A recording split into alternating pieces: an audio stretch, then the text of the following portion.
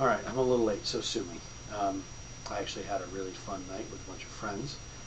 We sat around watching Doctor Who and eating some very spicy food. I got to see what the Weeping Angels looked like and nearly shat my pants during the episode. Um, it's a very creepy but yet interesting premise.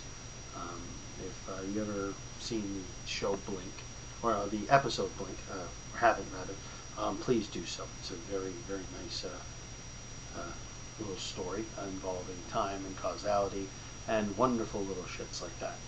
So, um, yeah, I've just started really getting into Doctor Who myself.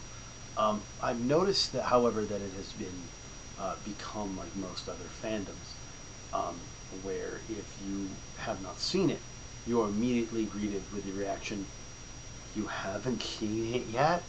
Oh my God, you have to! It's so amazing!" And then from there on, they will gush about their favorite plot points and things like that. Um, I've been trying to pull myself away from that recently.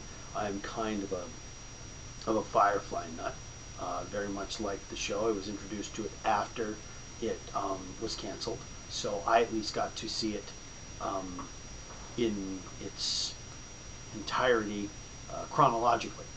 So I'm also a huge Star Wars fan. I was very happy to hear that George Lucas will not be the sole creative mind behind the new Star Wars series. Um, I liked what he did with the first three.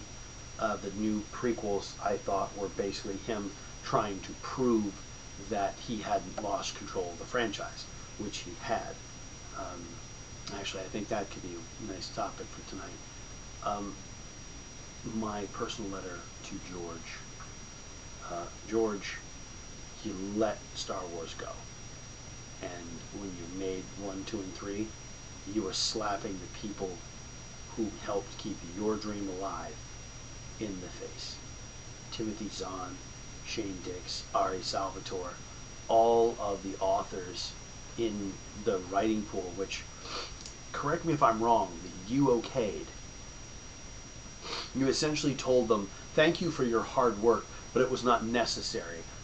My stuff is going to keep Star Wars alive, and then you ruined it.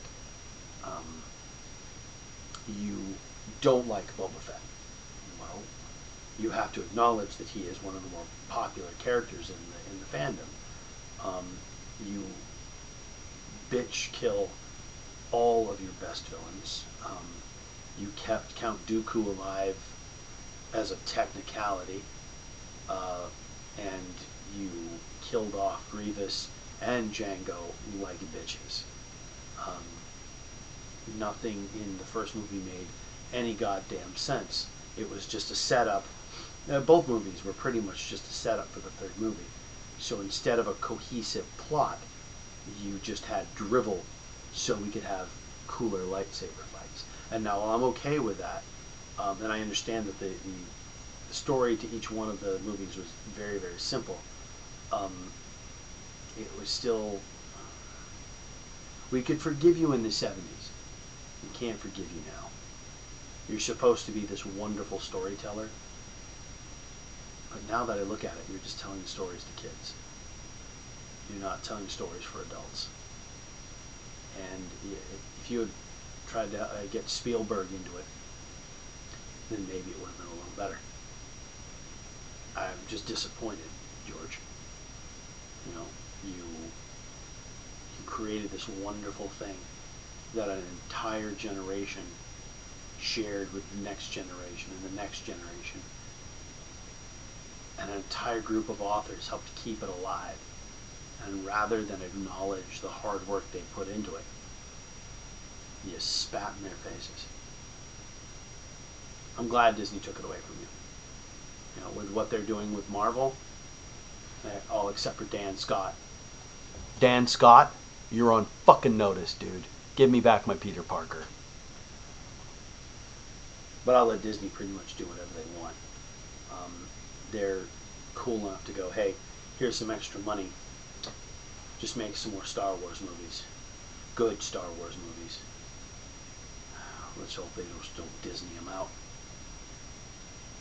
Come on, mouse, move.